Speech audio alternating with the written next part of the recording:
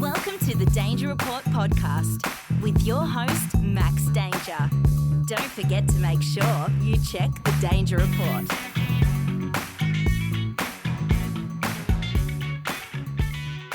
What the fuck is going on, the Danger Universe? That's right, you listen to this fucking podcast, you're part of the Danger Universe. Welcome to the Danger Report. Just like the chick before me introduced you to, my name is Max Danger. This is episode 2. Can't believe it. Feels like such a long time ago of last Tuesday when I recorded episode 1. Feel like a lifetime's gone by. But what are we going to talk about on episode 2? As we know, the Danger Report, we're not one of them podcasts that just talk about sports or talk about murder mysteries or talk about cooking or world events. On the Danger Report, we just talk about whatever the fuck I'm feeling at the time. And when I say we, of course I'm referring to the Danger Report as in my computer, my microphone, my headphones, and my voice. In the room. That's we. Now, as I said last week, we will be having some special guests coming up. On the next episode, episode 3, we will have Professor Peril, one of my good old-time buddies. I've known him for fucking forever. Known him forever. Known him for over 10 years. You know what? Longer than that. I met him when I was 15 years old. 15 fucking years I've known this guy. He's going to come in and we're going to have a bit of a chat and we're just going to see where the fucking episode takes us. That's next week. Getting ahead of myself, aren't I, fellas? So what are we going to talk about this week?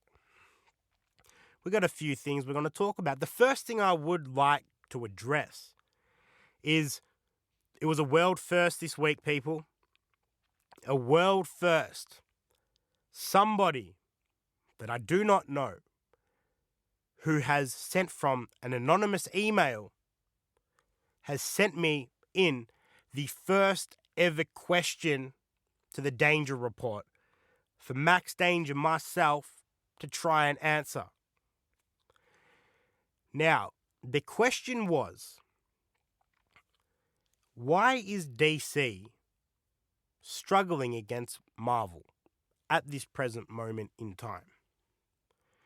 Well, you know what, Anonymous?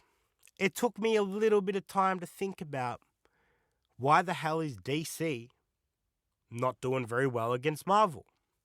And I went through the list of things that you need to go through to figure out an answer to something. I watched a couple of the movies. I thought about their heroes. I thought about the Avengers. And I thought about Justice League. Now, I'm telling you now, if I'm trapped and I've got some fucking serial psycho supervillain attacking me, who the fuck would I want to save me? Well, I'm telling you right now, they both really have their advantages. But then again, they also do not have the advantages at the same time. For instance, Superman could just literally fly if I was at the top of the building, pick me up, fly me to the ground, all good. But what if he goes flying down and some cunt throws kryptonite at him? Then, man, I fall to my death. What about if Spider-Man was to swing up and grab me, take me down to the bottom, rescue me?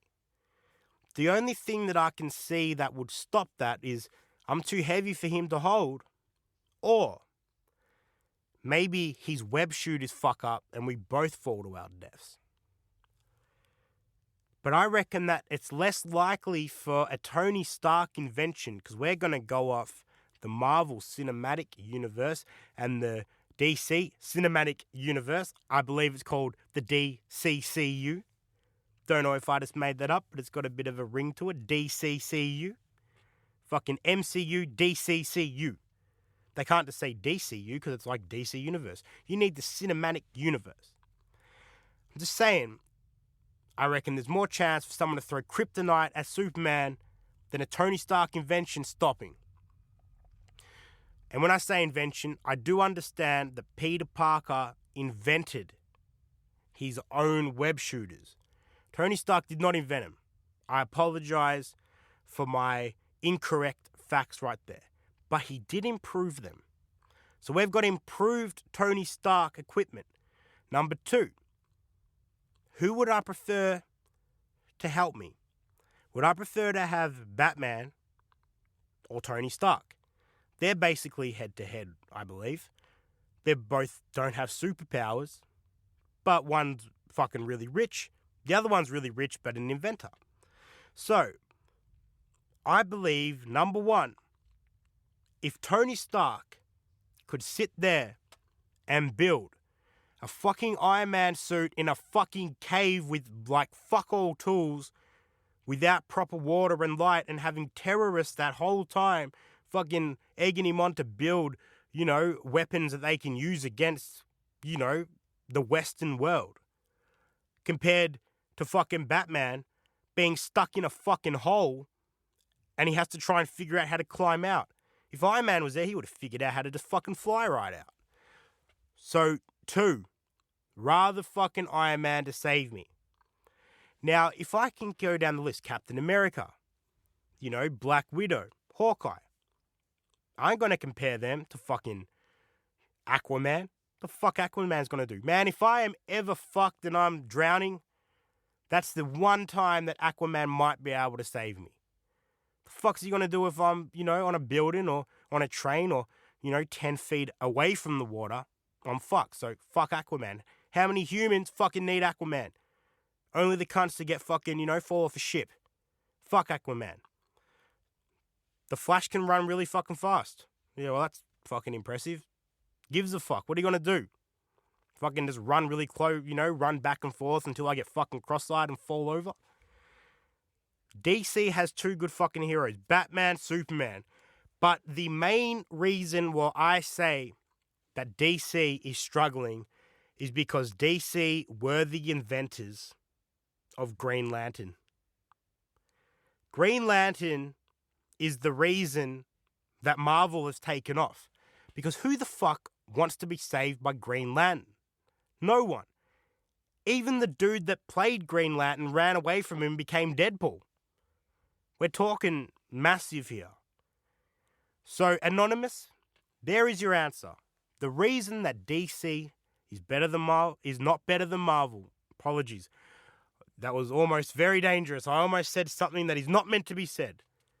The reason that Marvel is dominating DC is because DC came up with Green Lantern.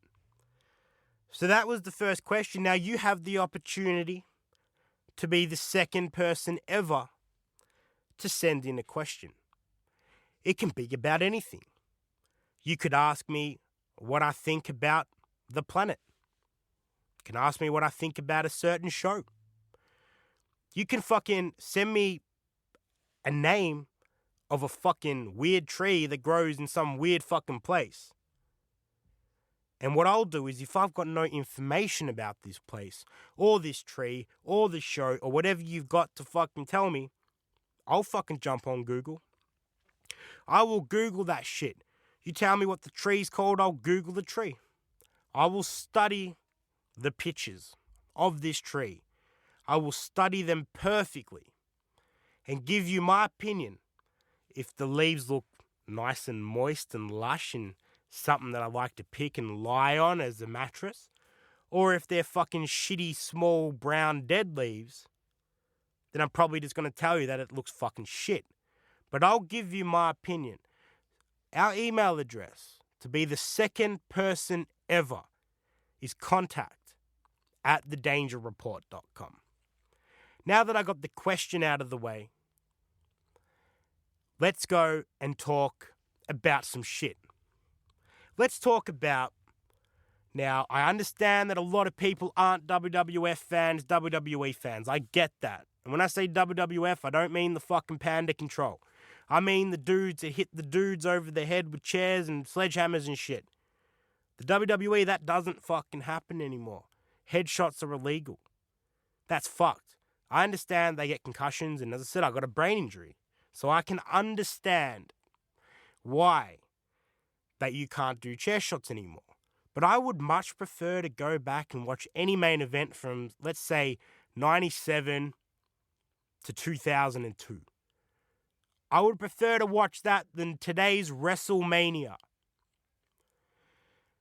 I tell you what, they used to have slogans. They used to have, instead of walking around with fucking pancakes and cereal boxes and shit, they used to actually mean something.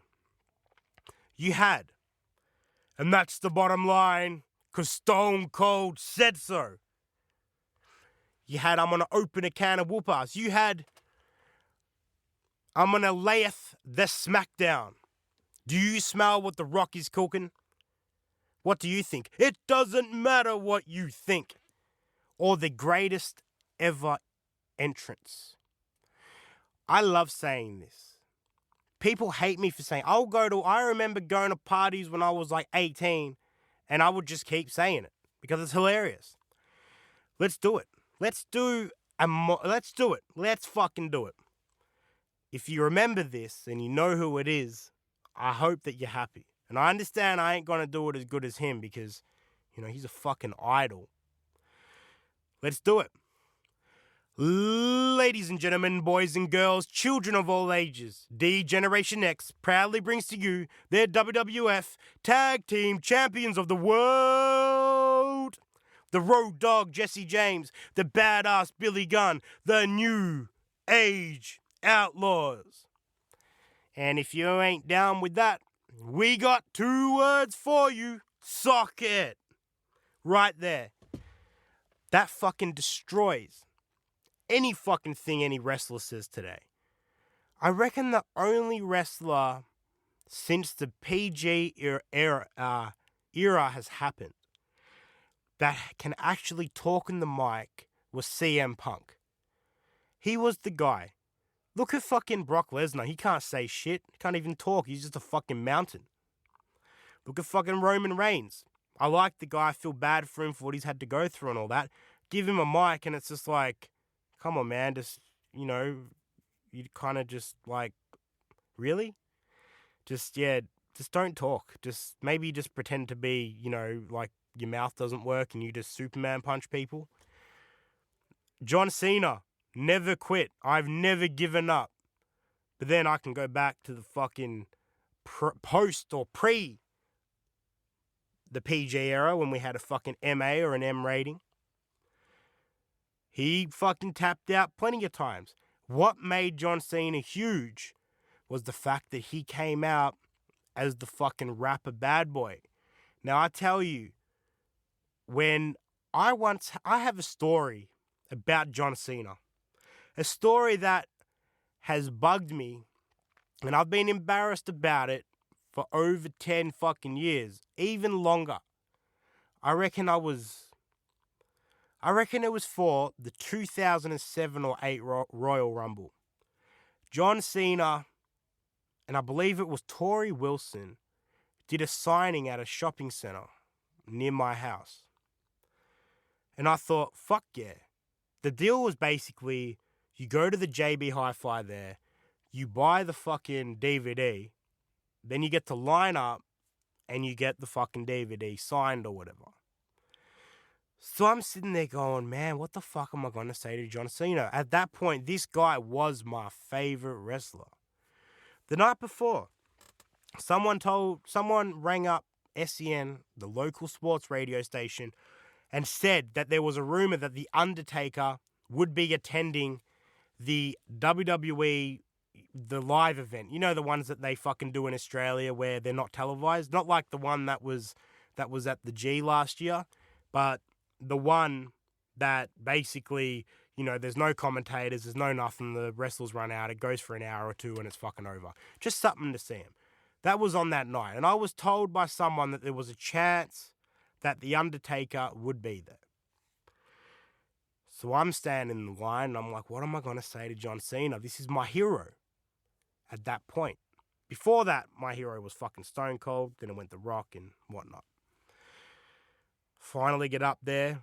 Chubby, shy fucking kid that I was. I shook his hand. I said, "Hi, man. Do you know if The Undertaker's wrestling tonight?" He said to me, I really don't know, sorry. I really don't know. And then Tori looked at me like, really? That's the question you fucking asked him? They both signed my shit and I walked off and I was like, did I just fucking meet my hero and ask him if another fucking wrestler was wrestling?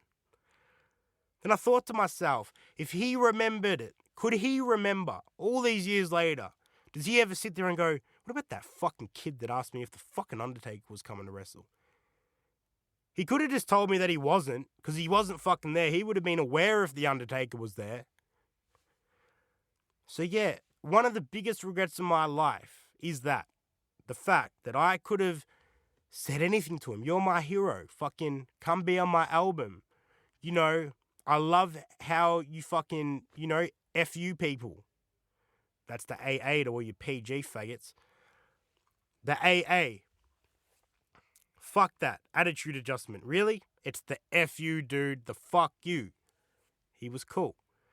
But I felt bad, and I felt bad ever since. And if I ever meet him again, I'm going to apologize to him. I'm going to say, you know what, man, I'm sorry for asking if The Undertaker, was wrestling when I should have asked something about you, or, I feel bad. Maybe he feels sad about it still. I don't know. Maybe he's a really sensitive person and, maybe he wrote it down on his fucking wall and that's how he got the never give up. I'll never give up. One day, someone's going to be like, I love you, John Cena, not the fucking Undertaker. I'm telling you, I was responsible for the never give up movement, which I feel horrible about because then we lost the FU. We lost the kind of mediocre rapping live. He did an album. It ain't that bad. Really not that bad. A lot better than any rap these fucking days. I'm telling you. Rappers these days don't even fucking rap. They just fucking quantize everything. They just make sure it all fucking sounds okay. They just talk. They go, and then it goes, and then that's it. They don't even fucking say rhymes anymore. I've heard rap songs where the chorus is one word. One fucking word. It's ridiculous. They just repeat it. Just repeat it. It's like if I wrote a song called Popeye and I just went, the chorus, Popeye. Yeah. Popeye. Popeye. Yeah. Popeye. That's fucking rap these days for you. That's rap for you these days. So once again, John Cena, if you're listening to this, 99% chance that you will never listen to this. But from the bottom of my heart, I apologize for making you change your image and try and get everyone to like you. I'm sorry. I apologize. My fault. I apologize to all the WWF/E fans. My bad. I'll take one for the team. I'll admit I was wrong.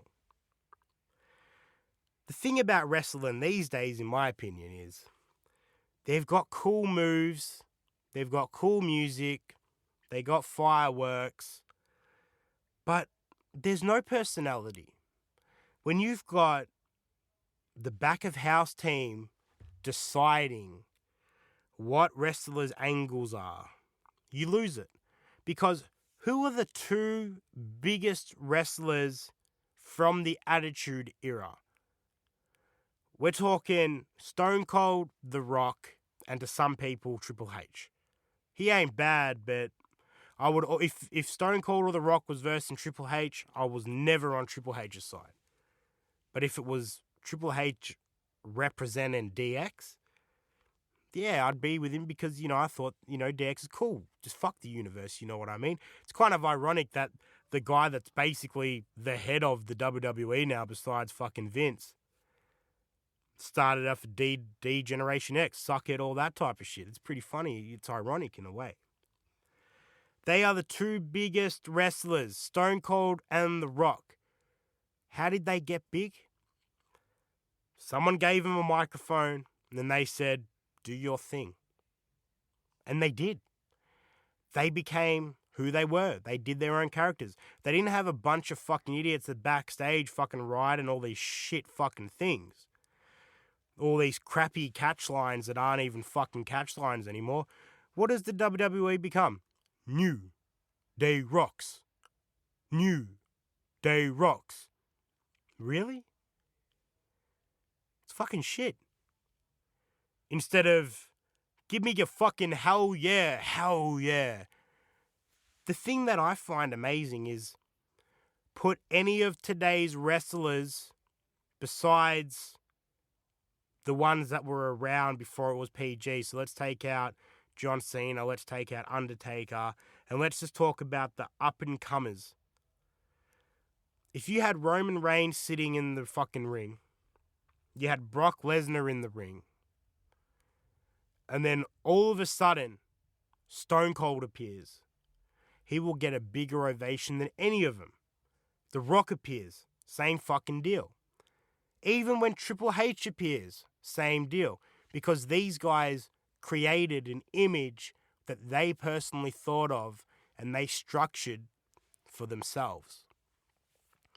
Where these days, some dude at the back writes the catchphrase and they just say it, try and sell a few fucking t-shirts and then make them a heel and then swap them back or whatever it is. It's getting to the point of being ridiculous. It used to be, if the crowd cheered Austin, they gave Austin the title. If the crowd cheered The Rock, they gave The Rock the title. When the crowd were booing Roman Reigns and cheering for Daniel Bryan, what did they do? They gave the title to fucking Roman Reigns. Because now they're not dictating to the people anymore. Because back then, they had to fight WCW. They had competition. Now, I know that there's a new wrestling thing that's coming up, or it's already been. I don't know anything about it. I haven't read about it. Nothing like that. I know I've done my fucking research, haven't I? So there might be some competition coming. And that's what we need. We need some competition. Because I am sick to death of this PG bullshit. They can't even fucking bleed anymore. So that is my theory on why the WWF Attitude Era can't fucking hold a candle to what's going on now.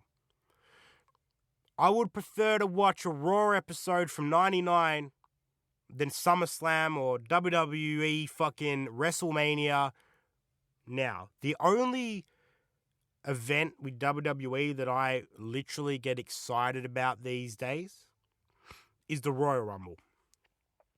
That's my favorite. I'll never miss it. And the interesting thing is, the girls are wrestling better than the fucking guys are now. It's not good when your fucking guys that are getting paid more money, like your Lesners and shit, are getting outperformed by these no-name chicks that are just dominating. So the women wrestling, I never thought I'd enjoy it. It's not fucking bad. I'll say that. It used to be better when they used to try and pull each other's bra and panties off and shit. That was pretty fun. These days, no boobs, none of that. They're not sexual icons no more, which was fun back then. Now they're actually bona fide wrestlers. Probably used the wrong terminology right there of saying bona fide. So that's WWE, and I'm going to wrap that up there with the WWE. Now, I want to talk a little bit about gaming. So, as I said, I've had a bit of time off. And I thought it was about time that I tried to replay a couple of games. So, recently, I've replayed and 100%ed Spider-Man on PS4, including all the DLC content. That's all 100%. I have recently just started playing Red Dead Redemption 2 again. And I've got a fucking story about Red Dead Redemption. You know when you have them moments when you just click the wrong button and you can't do anything about it and you just sit there and watch your 100% save game just disappear into the fucking moonlight? That happened to me about a week ago. I started Red Dead Redemption. I thought, well, I'm already at 100%. I've got 20, 30,000 gold or money, whatever the fuck you want to call it. What I got to do is I'm going to start again and just have a little playthrough, whatever. So I start again. I'm in the fucking snow. It's the worst level. You can't ride around. You're just walking in fucking snow. And I thought, fuck this shit. I am going to go and I am going to play my 100% one to run around and just shoot cunts and whatnot. Buy whatever I want to buy, play poker, whatever. So what do? Is I click on load game. And then I go click on the 100%. And it said, are you sure? And I go, yeah, of course I'm fucking sure I want to load it. Next thing I noticed, I was in the fucking saved game menu and I had just overridden my 100% Red Dead Redemption game with fucking not even 1%. I was ropeable. I was not happy. So I thought to myself, well, I have an opportunity here to play it again. Because I don't want one of my friends coming over and going, oh, where are you up to in Red Dead? Oh, the first mission, you're fucking stupid. So I had to do it again. So I decided to play through it, but I decided to play through it a little bit differently than I did last time. The first time I played it through, I was a badass. My honor was horrible. I was just shooting everyone, not giving two fucks. If they say he's needed dead or alive, he'd always be dead. And I got the absolute worst ending you can possibly get in the game. Where, spoiler alert,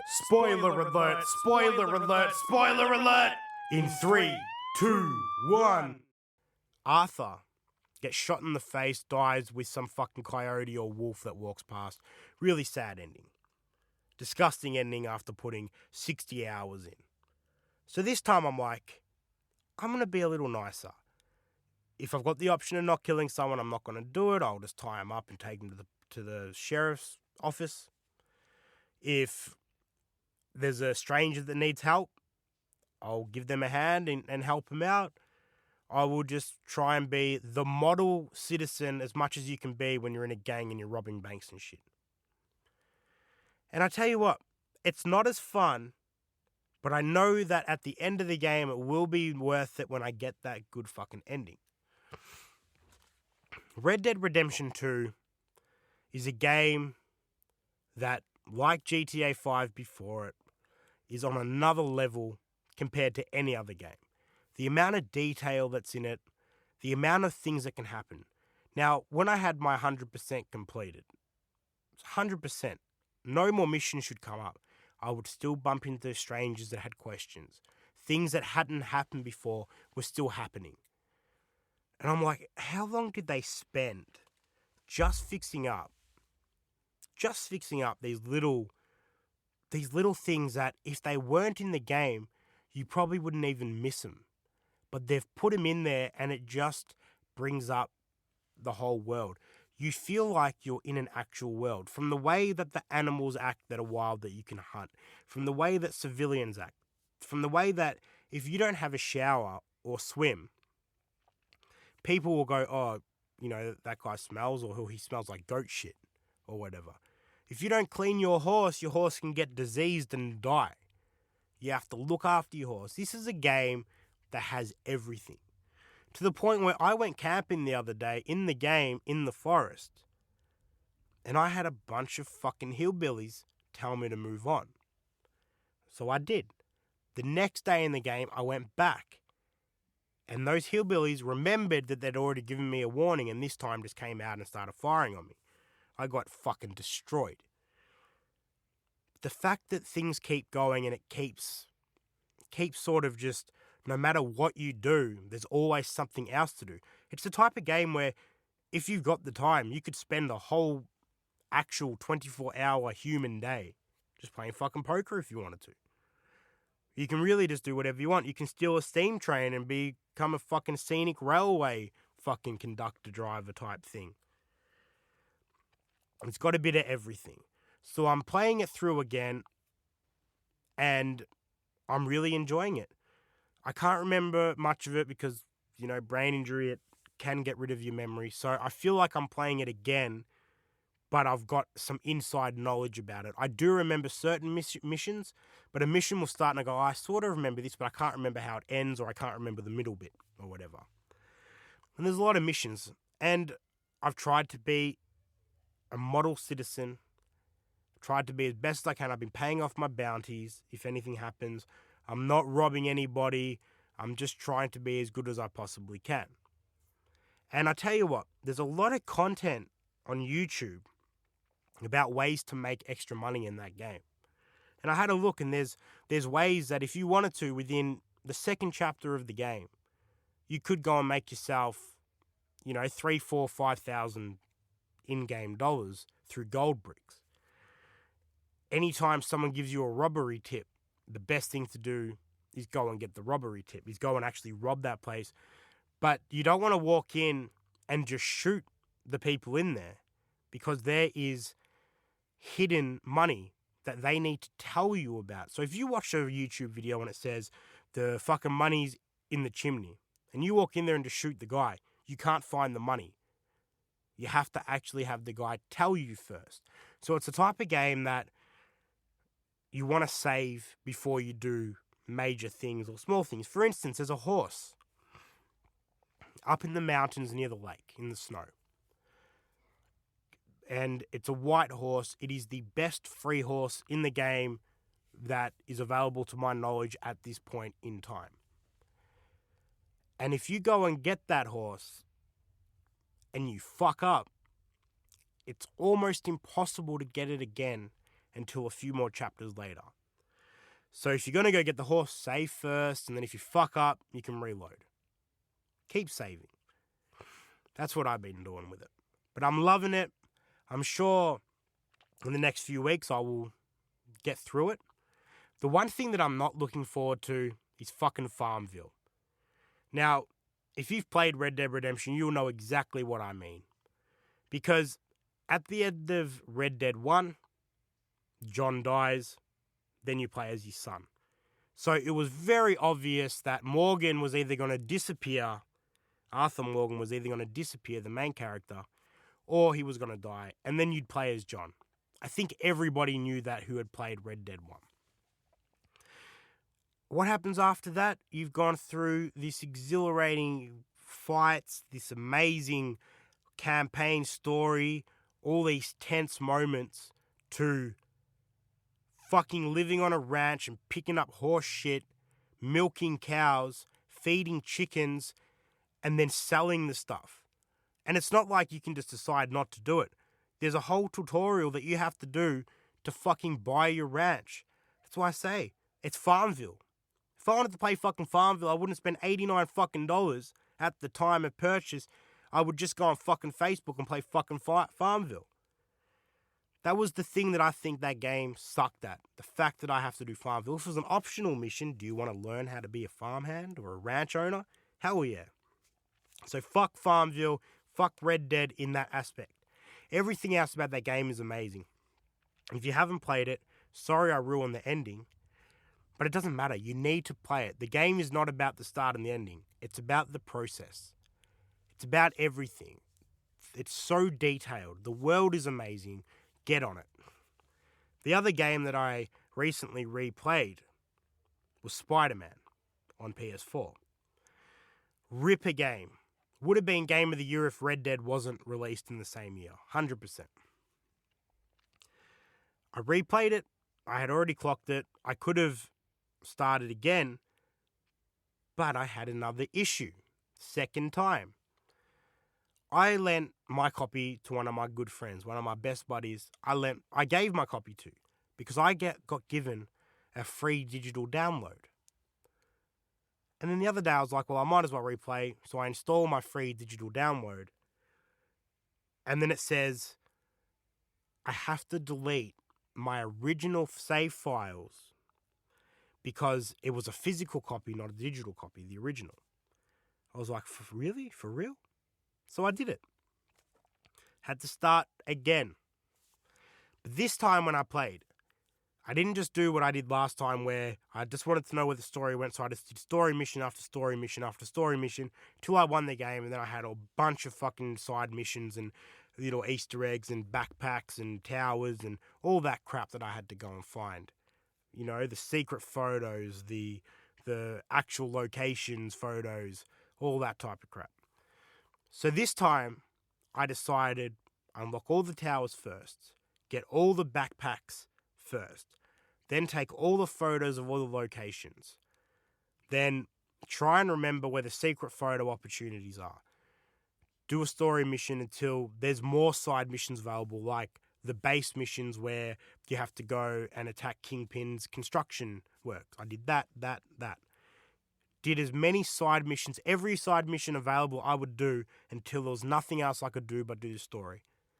And by the time I got about halfway through the game, not even, I had unlocked every gadget, basically.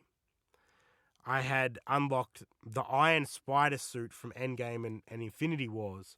And that's the only suit that I unlocked because it's my favourite suit in the game. And I spent all my other tokens on my gadgets. So then by the time I got to the end of the game, my Spider-Man, was fully customized. He was better than he could have been if I went and unlocked suits or if I had just done the story mission. And I tell you what, it was a hustle. You spend hours just fucking swinging around and grabbing a backpack. Which brings me to one of my points about these backpacks that confused the fuck out of me. So, basically, with the backpacks, with Spider-Man, he shoots webs. Now, New York City is not covered with webs because his webs are fucking dissolvable. Makes full sense. How the fuck does he have these backpacks from high school where he's now past college? So, look, that has to be at least 4 or 5 years since he was 16 and had backpacks there. How the hell do all those backpacks, how have those webs not dissolved? I feel like it's a massive plot hole. The fact that, all of a sudden the webs just stay there. The only theory I could come up with is that he has webs that don't dissolve for backpacks. But I really don't think that's the case. I think that it's a massive flaw in the story. It's not a flaw that's going to make the game not work. It's not going to ruin your experience. But it's enough for me to sit there and go, how the fuck did they not think of that? Or why haven't they explained it that, when I put backpacks up or do certain activities, if I do all these activities, that there are certain webs that I can shoot that won't dissolve. A little thing, but a thing to be annoyed about. Slightly. Still a great game. So I recommend if you do play it and you want to get the best experience possible and have the most fun, do as many side missions, as many little bonus options as you can to be able to get to that point. So what happened is by the time that I was basically, I had done most stuff and I was sitting at about 97% completion. But I'd finished the story, so then I went and did the 3 DLCs, which I hadn't played before. So it was like playing a new game, and I loved that. It was great. And because you have to do all the other missions, I then picked up all the tokens that I needed. So when I went back to the main game, I could then unlock all the suits without having to try and get a 3, the best possible score on all the challenges and all the bases.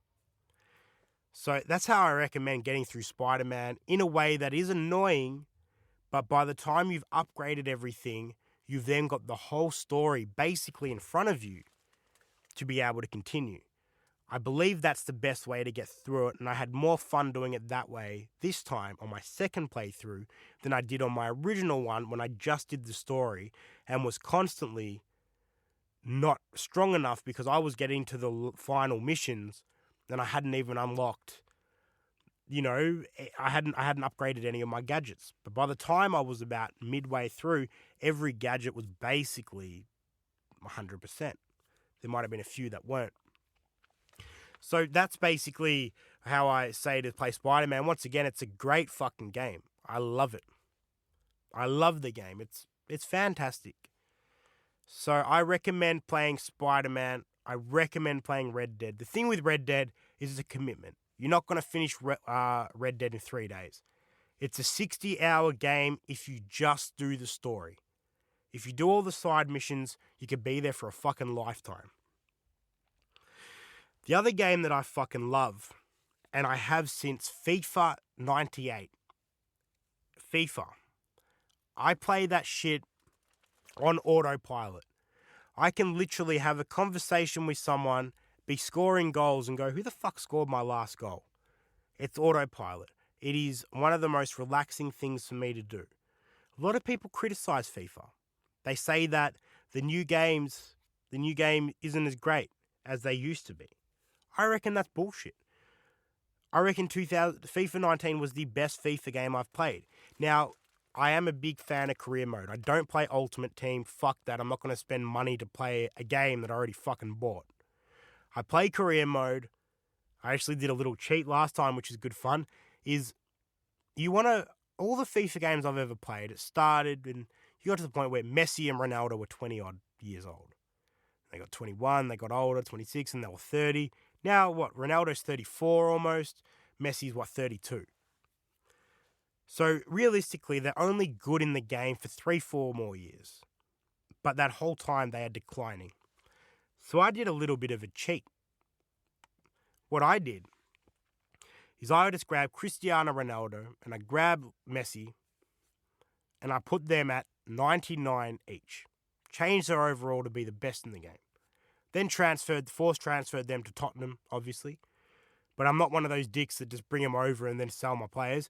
I transferred back 2 of our best players. Obviously not Harry Kane. I transferred over Eriksen and I transferred over Lloris.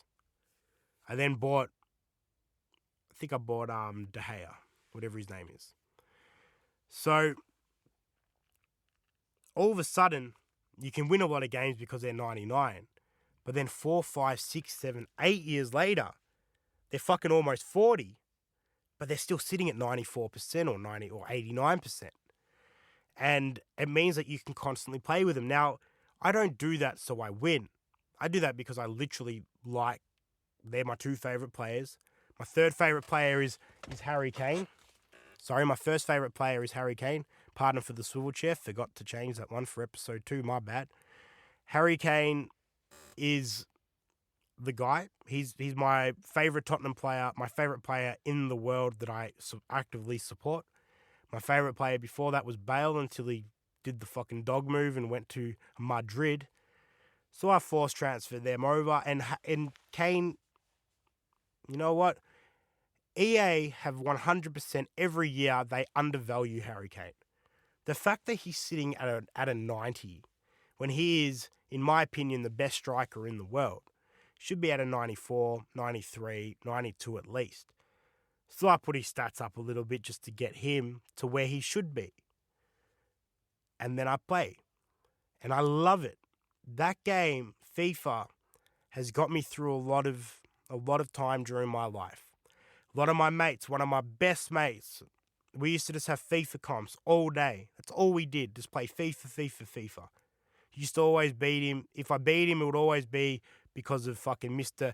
Peter Crouch would come out. And this is back in the day, as you can probably tell. The thing that annoys me is I understand they've made some changes, improvements to career mode, but they've really just been, you get a badge if you win the Champions League. You don't actually, if I win the Champions League with Tottenham, I don't get the badge immediately.